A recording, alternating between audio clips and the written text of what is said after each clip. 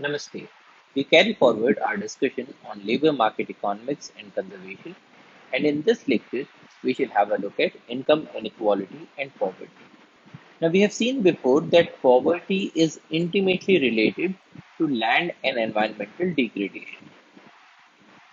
Now, this is because poverty increases the amount of pressure on natural resources, because of which an overexploitation of natural resources becomes much more likely, whether it is for fuel wood, or it is for agriculture, or it is for meeting the daily needs of different people. Poverty is intimately related to uh, lack of resources, which might lead to an overpopulation, especially in the earlier stages of the demographic transition. And because of all of these, there is an abundance of pressure on land and natural resources, because of which there is land and environmental degradation. And this is the reason why it is very crucial for us to understand why poverty is there and what are the things that lead to poverty. And one very important topic when we talk about poverty is income inequality. Income inequality is the disparity of income distributions. It is the disparity, which means differences in the distribution of income, with a high concentration of income usually in the hands of a small percentage of the population. When we say income inequality, it means that there are some people in a society that have the largest amount of resources with them, they have the largest amount of money, the most uh, assets with them, whereas a large portion of the society has to make go with very little amount of resources. So it is disparity of the income distributions with a high concentration of income usually in the hands of a small percentage of the population. So it means that even though the society in total would be having a large amount of resources, but because these resources are concentrated in the hands of a few people, so in that case, a large number of people would be poor, and this poverty might lead to degradation of the land and the environment. It manifests itself in wealth disparity, disparity in standards of living, and disparity in human development indices. So it results in a disparity in wealth, that is the amount of money that people have, disparity in the standards of living. So in the same society, you can have people who are using LPG or say electricity, and you will also have certain people who are using fuel wood, and disparity in the human development indices. And disparity in the human development indices is one of the major reasons why poverty continues. Because a person who is born into a family that is poor has less access to things like education or health. Now, in the absence of education, or in the or with a little amount of education, this person would have little chance to move up in the economic ladder. So, a lack of education would mean that this person would not be earning large amounts of money when he or she grows up, and that would mean that this person would continue to remain poor. Similarly, in the absence of sufficient health infrastructure and access to health services, it is also possible that the person remains sick for a large portion of his or her life, which would reduce their efficiency. And with a reduced efficiency, a person's ability to earn also reduces, which also keeps the person more and more into poverty. Now, income inequality can be observed at the global stage and also at the local stage. So, when we talk about inequality in the world, there are certain regions of the world, such as most of North America, most of Western Europe, and Australia and Japan, that have a large amount of per capita income. So, the people here earn much more as compared to countries in Asia or countries in Africa or some countries in South America, where the per capita income is less. And because the per capita income is less, so the wealth levels also become very less. So the total assets that are there with people, the resources that people have, they are also less. So we can observe that in the world stage, there are certain rich areas and there are certain areas where people are mostly poor. In our country, we find a major difference in terms of the kinds of employment that people have. So there are certain occupations where people get a regular source of income through their employment. On the other hand, there are certain people who work on a casual basis, which means that on some days they would be getting an income and on some other days they will not be getting the income. In our country, if we look at the distribution of workers, we will find that around 52% of people are self-employed. Around 23% of people are having regular wages, that is, they are holding on a regular job. They may be salaried people. And around 25% of people are casual laborers. Now, these casual laborers, they may get an income on some day, on some other day, they might not get an income. When we talk about this, the people who are self-employed, it includes the professionals such as doctors and lawyers, but it also includes a large number of poor people, especially the small um, shopkeepers or people who till their own lands, the agriculturalists. So these people are having a self-employment. They are not working for wages. They are not working for someone else, and at the same time, they are not casual laborers. But in in a large portion of these people who are self-employed, the per capita income is very less, and the people with a regular source of income, they are just around 23% of our population.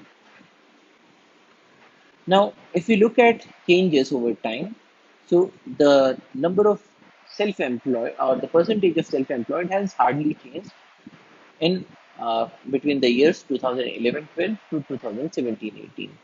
But the number of regular waged people or the salaried people that has increased, and the number of casual laborers has decreased, which in turn can be said to be a positive development because now more and more people are having regular sources of income. So this is the status of employment. Now, if we look at the income share of people, so here on the x-axis we have the decile. Now, decile means that when we talk about one, it is the bottom 10% of the population. The 10th decile is the top 10% of the population. Now, with this curve, we can observe that the top 10% of the population is having an income share of greater than 60%, whereas the bottom 10% of the population is having an income share of less than 1%. Now, this is a representation of the income inequality that we have in our country. There are certain people who have, that is, top 10% of the population who have a major share of the total earnings of our country. More than 60% of the income is being earned by only 10% of the people. On the other hand, there are other people who fall in the bottom 10% who do not earn even 1% of the earnings of the country. So, this is a good indication of the income inequality in our country. Now, we can convert this curve into the cumulative income share. Now, when we talk about the cumulative income share, what happens here is that when we talk about the second decile, so we are adding the income of the second decile plus the income of the first decile, so that it becomes an increasing curve. The third decile will include uh, the incomes of everybody in the bottom 30% of the population. So in this case, we are adding up the incomes. So when we talk about the 10th decile, it will include the income of 100% of the people of India. So essentially, what we are observing here is that in the 10th decile, we have a 100% income share. If we talk about the 5th decile, it is the income of the bottom 50% of the population. So here we can observe that the income of the of 90% of the people of our country, it comes to around 40% of the total income of the country. Now, this is just another way of representing the income inequality that we were seeing. So this was income share, and this is a cumulative income share in percentage. Now, cumulative income share ensures that in the 10th decile we reach a value of 100. Now, this is important because we can use a curve like this to compute the Gini coefficient of the country. Now, if there was absolutely no income inequality, that is, if everybody was earning the same income, what would have happened? In such a scenario, if we talk about any 10% of the population, they would be earning 10% of the income of the country. 20% people would mean 20% of the income. 50% would mean 50% of the income. And this is being represented by this line. This is a straight line. So if you look at the fifth decile, it would reach 50%. If you talk about the 10th decile, it would reach 100%. So this is a 1:1 correspondence. Now, if the income of the country was distributed in such a manner that there was absolutely no income inequality, then these bars would have been touching this line. So this is the line that shows absolutely no income inequality. On the other hand, this is the curve that is representing the data in these bars. So this is no income inequality, and this line is showing the actual position. Now, Gini coefficient is defined as this portion A divided by A plus B. That is, out of the total area of this triangle, how much of the area has been left out, which is this portion A. So this gives us the Gini coefficient of inequality.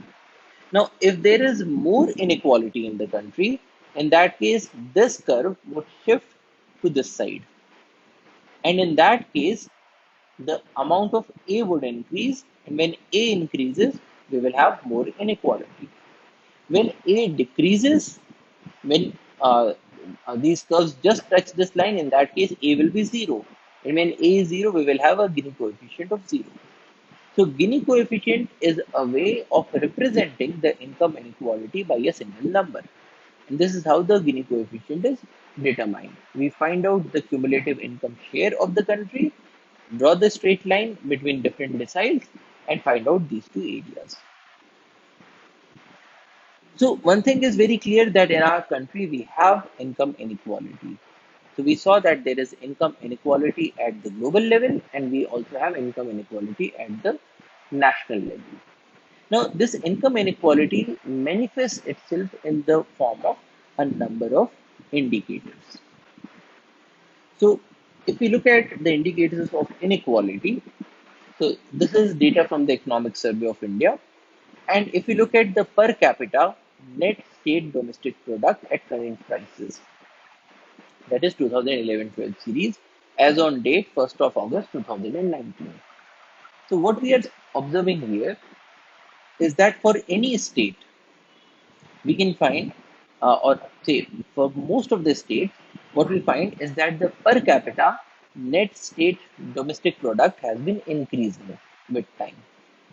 That is, overall, the income levels of people has been rising because the total produce of the state has been increasing, and it has been increasing at a rate that is faster than the growth of the population. So, which is why we are observing an increase in the per capita state domestic product. But if we look at different states on for any year, so let us see 2011 and 12. So the per capita net state domestic product for Andhra Pradesh was 69,000 rupees, but for Goa was more than 2.5 lakhs of rupees. For Haryana, it was above a lakh of rupees. So what we are observing here is that different states are having different per capita net state domestic product. In the case of Bihar, it was less than 22,000 rupees. So the per capita net state domestic product of Bihar was less than 10% of that of Goa, which is telling us that there are certain states in which people are earning way more than what people are earning in the other states. as a greater than 10 times difference. So this is how we can observe the income inequalities at the state levels. So even within the country, we are observing that different states have been having very different per capita state domestic product. And for most of the states, though it has been increasing, but still we are finding that there are large differences. If you look at 2017 and 18, Bihar, the figure is less than 39,000 rupees, but for Goa, it is around 4,22,000 rupees. So here again, even though both have increased in their per capita net state domestic product, so Goa has increased from 260 to 422, Bihar has increased from 21 to 38, but still the inequality remains. Another indicator is the social indicators such as the life expectancy at birth.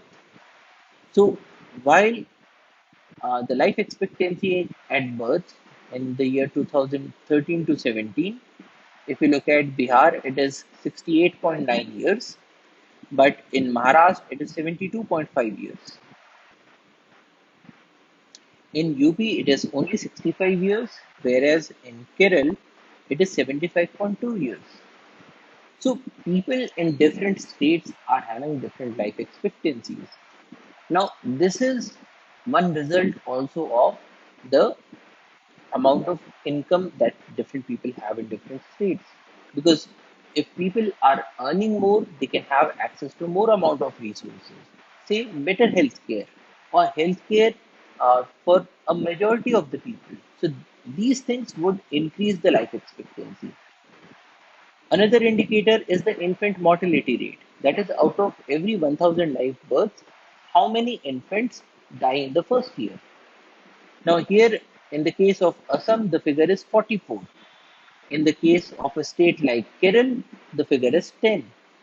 So, a child that is born in Kerala is having a much less chance of dying than a child that is born in the state of Assam. Now, or a child that is born in the state of Madhya Pradesh. So, this is also because people in Kerala are earning more, they have better health services. They have much better antenatal care. So even before a child is born, the mother is attended to. She is given medicines, she is given adequate nutrition. So the income inequality will manifest itself in terms of differences in the human development indices of different states, differences in birth rate, differences in death rate. So if we look at now a more developed state such as Kerala, the birth rate per 1000 is only 14.2, whereas in a state like Madhya Pradesh, it is 24.8. So it's roughly double in the case of Madhya Pradesh. If you look at total fertility rate, in the case of Kerala, it is 1.7. In the case of Madhya Pradesh, it is 2.7. A large difference. In the case of Uttar Pradesh, it is 3.0. In the case of Bihar, it is 3.2. So, what we are observing here is that there are different inequalities, not only in the economic criteria, but also in the social criteria, in the demographic criteria. And to a large extent, these are also related. Because what we have observed in the case of demographic transition is that when a society progresses so that it has become more developed, so in that case, the birth rates would be less, the death rates would be less, the growth rates of population will be less, and people will be spending more time in the school, people will be having access to better health. So, better health, better education. So, we are observing all these different criteria in the social indicators. Another indicator is the number of recognized educational institutions in the uh, country in terms of different states.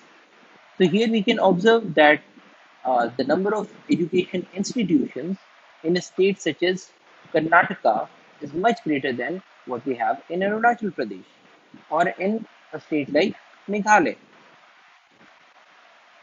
Similarly, if we look at universities, we will find that there are certain states that have a very large number of universities, such as Karnataka. and there are certain states that have less number of universities, such as Nagaland. So there are differences everywhere. The number of recognized educational institutions in states such as Uttarakhand, we have only two institutes under the ministry, under different ministries, whereas in West Bengal, we have as high as 12. Now, what is happening here is that the more the number of institutes that you have in terms of educational institutions or institutions under the government, the better is the opportunity that is available to the people that are residing in those particular states. So they have access to more institutions, they have access to more number of educational institutes where or training institutes where they can learn things. Or if we have a look at the state-wise literacy rates. Now, if we take any state in a large possibility, the literacy rates would be going up. So if you look at Jharkhand, it was 12.9% in 1951, and now it has reached as high as 66.4%. But then here again, there is a difference. So if we look at a state like Kerala, in 1951 they had 47.2% literacy rate. A state such as Madhya Pradesh had to reach till the year 1991 to reach that state. So in the year 1991, we had 44.7% literates, and Kerala was having a much greater percentage way back in 1951. Now, more the literacy rate means that people have access to more job opportunities. They have access to newer technologies, newer developments. They can incorporate or they can imbibe any new developments much faster because they are literates. And even today, we can find that there is a difference in the literacy rates across different states. So, in a state such as Bihar, the literacy rate is 61.8%. In a state of Himachal Pradesh, it is around 83%. In Kerala, it is 94%. So, here again, what we are observing is that we have different indicators that are showing that different states are not the same. There are differences. Or if we have a look at the number of households or the percentage of households with access to safe drinking water in India. In the state of Andhra Pradesh, as many as 90.5% of households were having access to safe drinking water in the year 2011. So this is the census data. But in 2011, they had 90.5% of people with access to safe drinking water. In the state of of Haryana, it was 93.8%. Himachal Pradesh, 93.7%. But in the state of Jharkhand, it was as less as 60.1%. Now, if people in a state do not have access to safe drinking water, it means that there is a greater possibility of those people falling ill to waterborne diseases. So these indicators tell us what is the state of living in different states.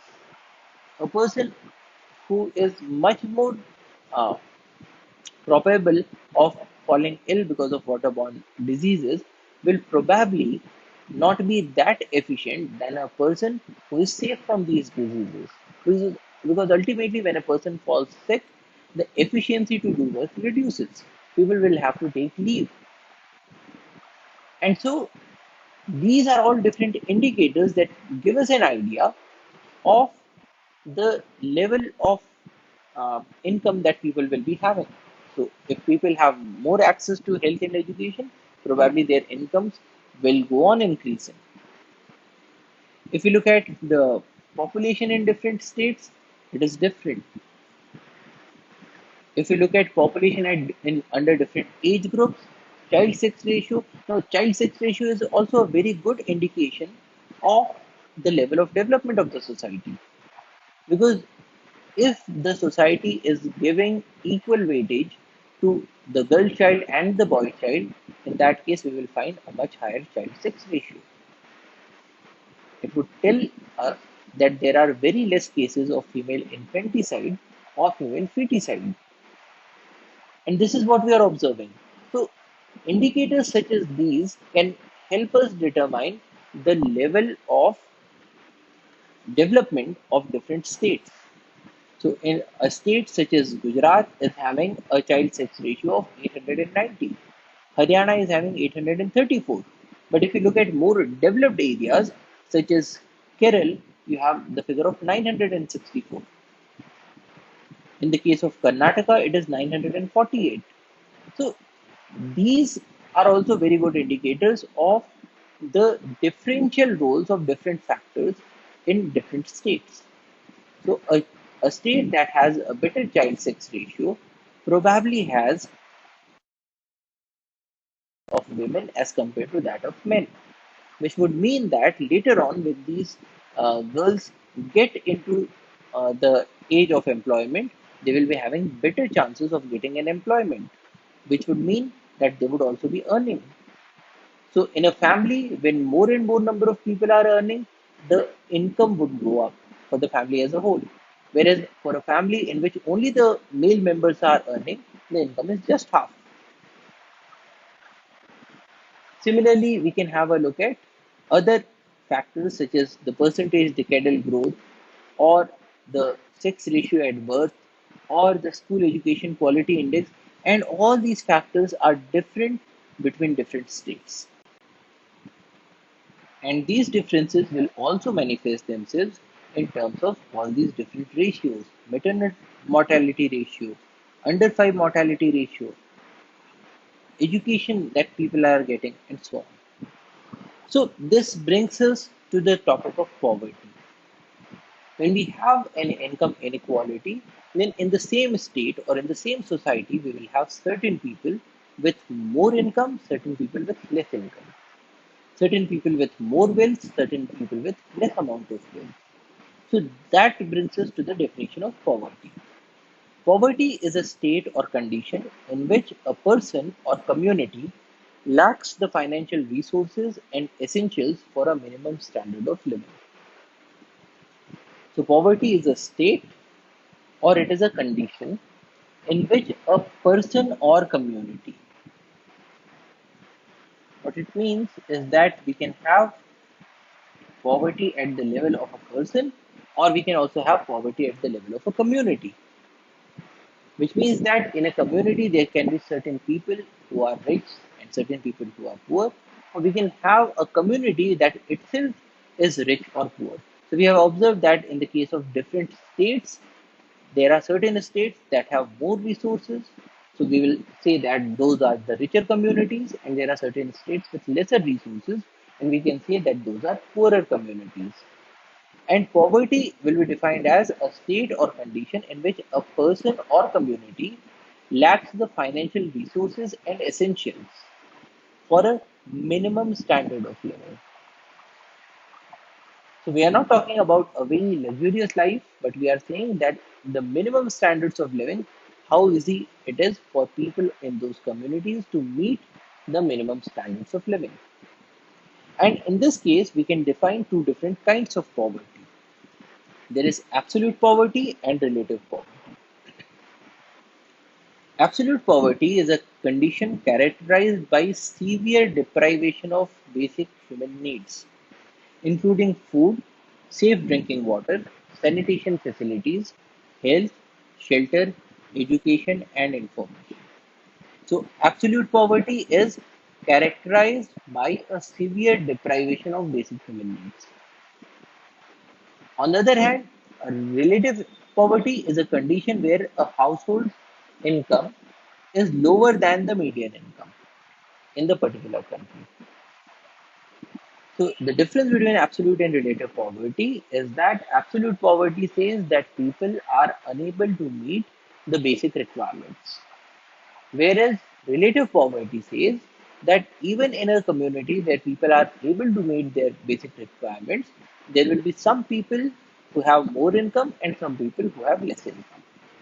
So the people who are earning less than the median income would be said to be poor in terms of relative poverty. So a condition where a household's income is lower than the median income in that particular country, that is, the people who fall in the bottom half, we will say that they are the relatively poor people in that community or that country. So it is possible for a person to be relatively poor but not absolutely poor. Because in the case of a person who is relatively poor but is having access to sufficient amount of nutrition, sufficient access to health, sufficient amount of education, but still there are people in that community that are earning way more. So in that case, we will say that this person is not absolutely poor, but is relatively poor when compared to others.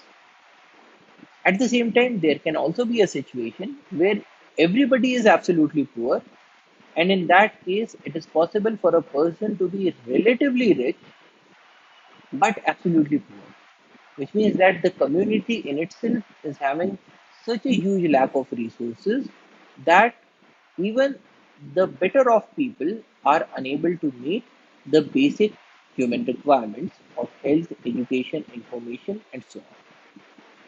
So this is the difference between absolute poverty and relative poverty.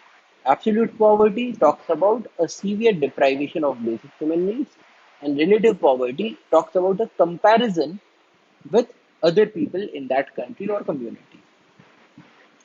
Now, absolute poverty depends not only on income but also on access to social services, which means that you can have people who have a very less amount of income, but if they are provided the basic human needs of shelter, education, nutrition, and so on by, say, the government, or they are provided these amenities by, say, an NGO, then they will cease to remain in an absolute poverty, even though their income levels are very less. Which means that we can eliminate absolute poverty by things such as providing nutrition to people or providing shelter to people or by providing certain amount of money to these people. So absolute poverty depends not only on income but also on access to the social services. In our country, absolute poverty refers to per capita consumption expenditure level, which does not meet the average per capita daily requirement of 2400 calories in rural areas and 2100 calories in urban areas, along with a minimum of non food expenditure. Which means that in our country, we say that a person is absolutely poor when he or she is not able to meet the minimum nutritional requirements and certain other requirements. Which would also mean that if the government provides everybody with minimum nutritional requirements, that is, the government provides food grains at cheaper cost, then we can pull people above the poverty line. That is, we can bring them away from the absolute poverty. So this is why these two definitions become important. And in this context, we define the poverty line. It is an absolute level of income set by the government for each family size below which a family is deemed to be in poverty. So it is an absolute level of income, which means that we are talking about absolute poverty. We are not talking about relative poverty. So poverty line is an absolute level of income that is set by the government for each family size. Because if somebody has a larger family, then probably they will require more income. And if the income of the family is less than this absolute level that is set by the government for that family size, then we will say that this family is below the poverty line. And in this context, we also define the poverty rate or the headcount ratio. Poverty rate is the percentage of the population whose family income falls below an absolute level called the poverty line. That is, when we are talking about the poverty rate, we are asking the question that of all the families in our country or in a state, what is the percentage of families that are below the poverty line? That is, they are below this minimum criterion or the minimum level that has been set by the government. So, more the number of families that are below the poverty line, more will be the poverty rate, also known as the head count ratio. And in our country, if we look at the head count ratio, it has been decreasing over time. So in 1973-74, around 50% of people in urban and even more so number of people in the rural areas, they were below the poverty line. But in the year 99-2000, this figure had come down to less than 30%. So the poverty rate was roughly half in a quarter of a century. So this is the headcount ratio, the percentage of families that are below the poverty line. And with time, because of development, more and more people are now moving out of the poverty line. But if you look at the number of poor in millions, then it presents a somewhat different picture. If you look at the number of rural poor, then we will find that this number has been going down. But if you look at the number of urban poor, we will find that this number went up and now it is showing a downward trend.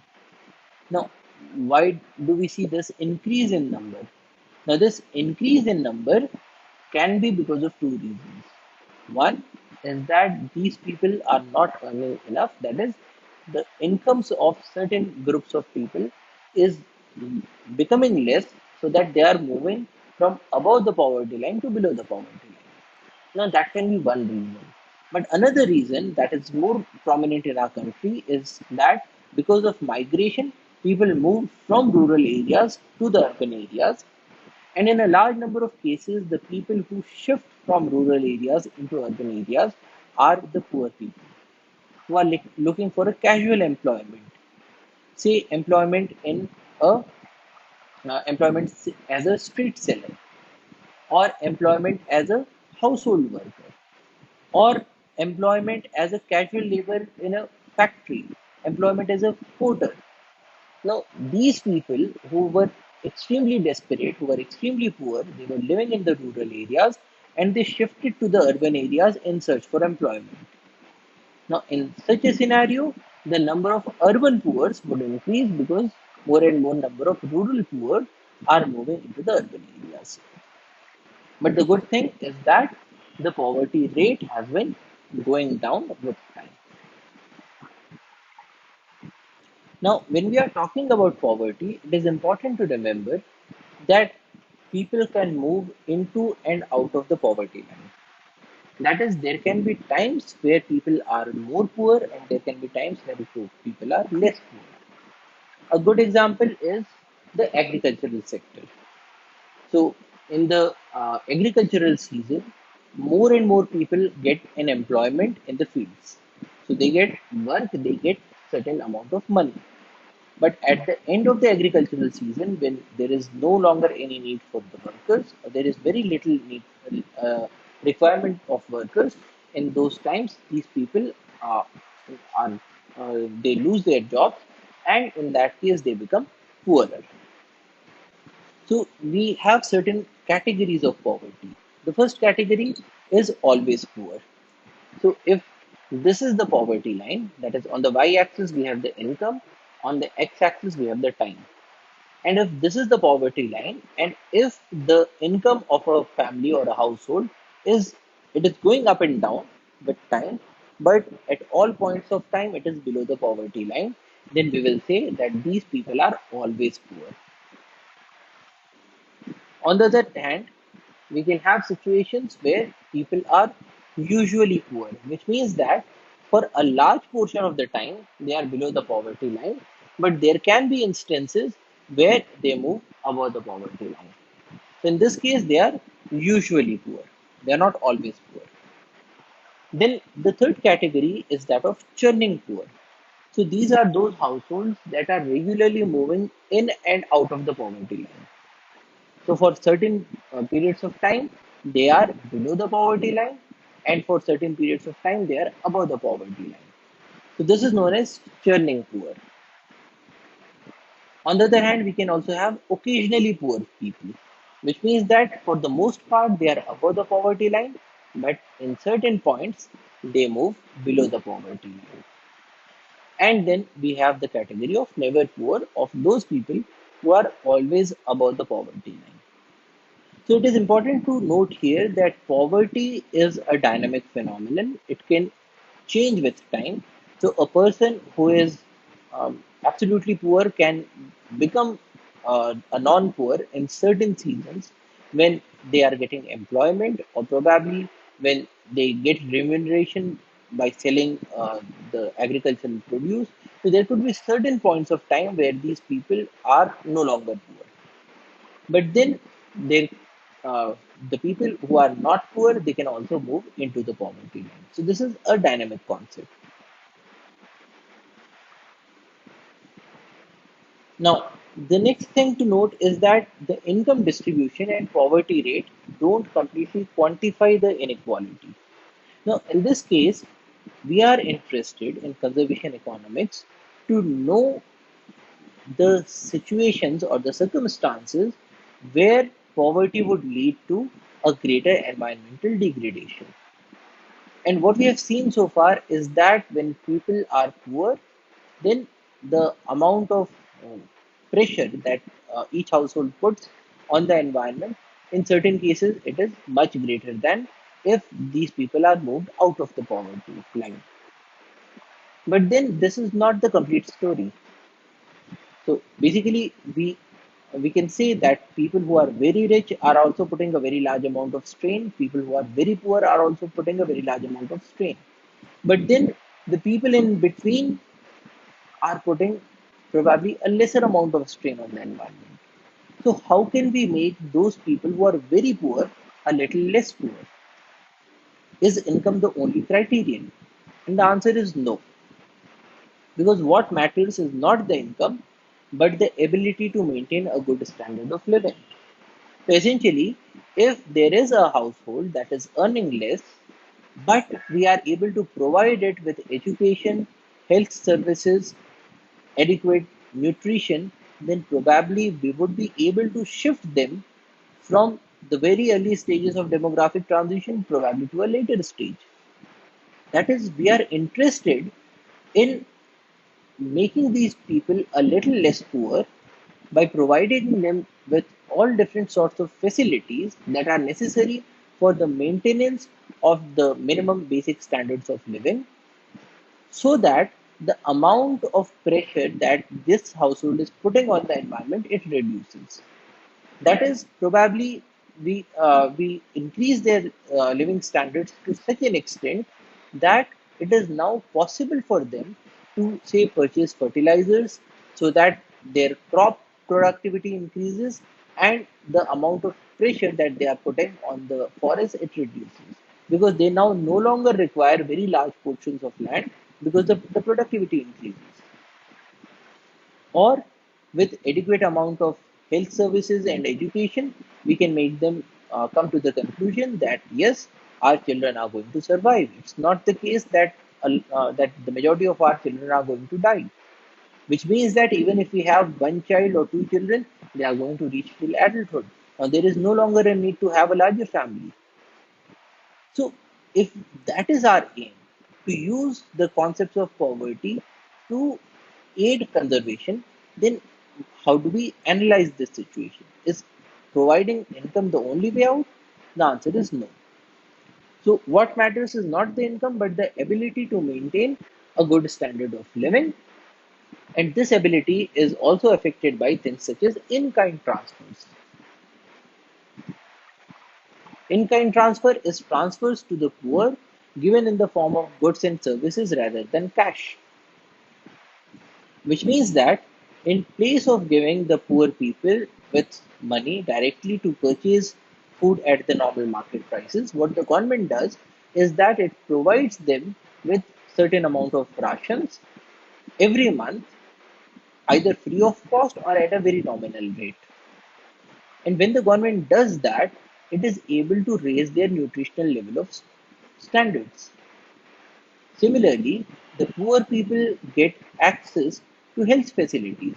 So even though they might not be able to afford a a private doctor in, say, a city, but then the government ensures that there is a hospital that is set up in their community, and also that doctors are appointed there, so that the poor people are also able to get access to good health services. Similarly, the government puts a lot of emphasis on opening up educational institutions, primary schools in areas that are more poor and more backward.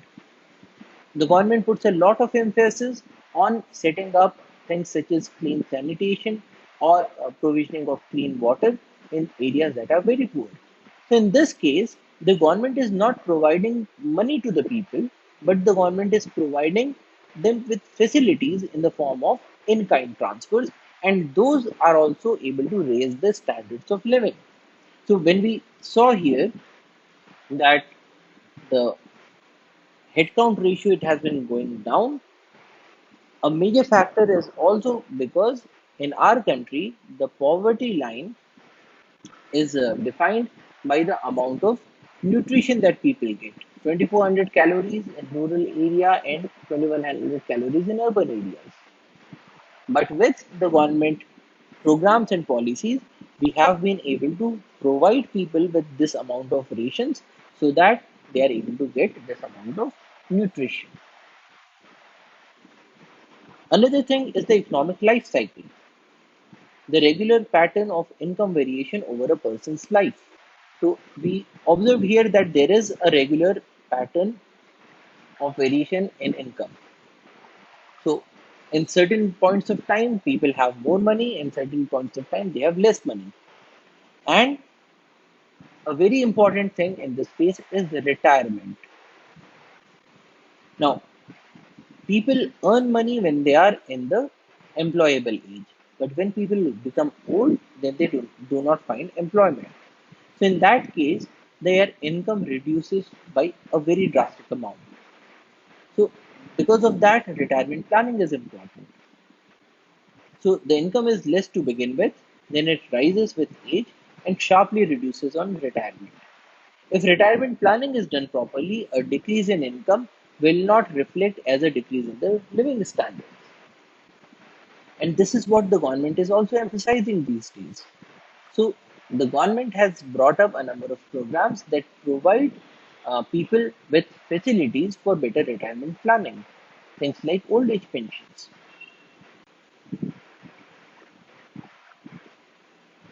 Another point is the permanent versus transitionary income.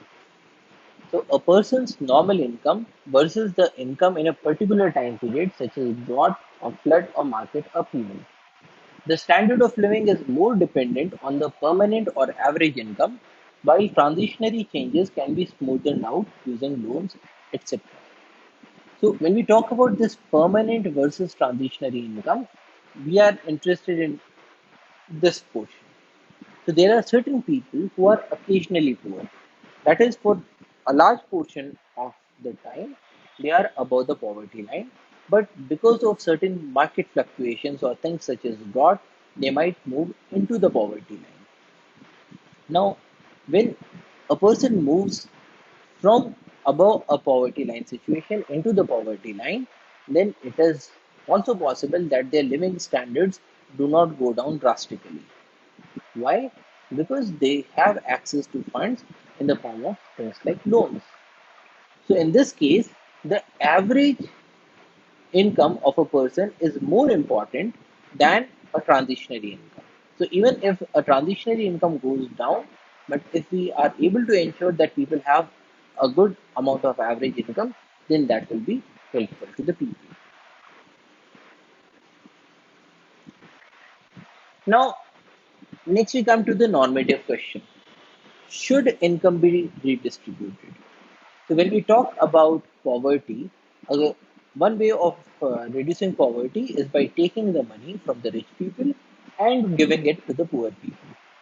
The question is, should the government do it? Now, this is not just a question of economics, it is also a question of philosophy and a question of polity. And in this case, we have several schools of thought. The first school of thought is utilitarianism. It is the the political philosophy according to which the government should choose policies to maximize the total utility of everyone in the society, where utility is defined as a measure of happiness or satisfaction. So, utilitarianism says that the aim of the government should be to keep the maximum number of people happy or satisfied. Now, in this case, because we have the law of diminishing marginal utility, it means that a person who is having a large amount of income is probably gaining a lesser amount of happiness or satisfaction with each increase in the income. What, in other words, what we are saying is that if there is a person who is earning, say, 100,000 rupees or 1 lakh rupees, and if the person shifts to earning 1 lakh 1,000 rupees. Now, this is case one. The second case is a person who is earning, say, 200 rupees, and he is also earning now 1,000 rupees more, so 1,200 rupees. So, this is case two. Now, in this case, what happens is that a person who is already earning a large amount of money, 1 lakhs of rupees, for this person, this change of 1,000 rupees, it will not lead to a very large increase in happiness, because percentage wise, this change is very less. And also, the resources or the utilities that this person wants to have in his life, they have mostly been already accumulated. So this 1,000 rupees will not make a very big change in the life of this person. But if you look at case 2, a person who was earning just 200 rupees, you give him 1,000 rupees and he is now earning 1,200 rupees. Now in this case, there is a six-fold change in the income. So even though the absolute change is only 1,000 rupees in both the cases, in the first case, the change is very minuscule, around 1%, whereas in the second case, it is as high as 6 times. So, utilitarianism would say that there is a case of taking money from the rich people and giving it to the poor people, so that in total, the amount of happiness or the satisfaction in the society it increases. So, because of the law of diminishing marginal utility, the utilitarian perspective would say that income redistribution will help maximize the utility of the society. So, this is one school of thought. Another school of thought is liberalism, the political philosophy according to which the government should choose policies deemed as just. So the government should make those policies that are just policies as evaluated by an impartial observer behind a veil of ignorance. So, what liberalism says is that the government should be interested in making just policies, that is, fair policies, and fair policies that are judged by an outsider, an impartial person who is behind a veil of ignorance, which means that this person should not know whether he himself belongs to a rich class or a poor class. So, suppose a person is given this option that he can be born into a rich family or he can be born into a poor family, but he does not know whether he will be born into a rich family or a poor family.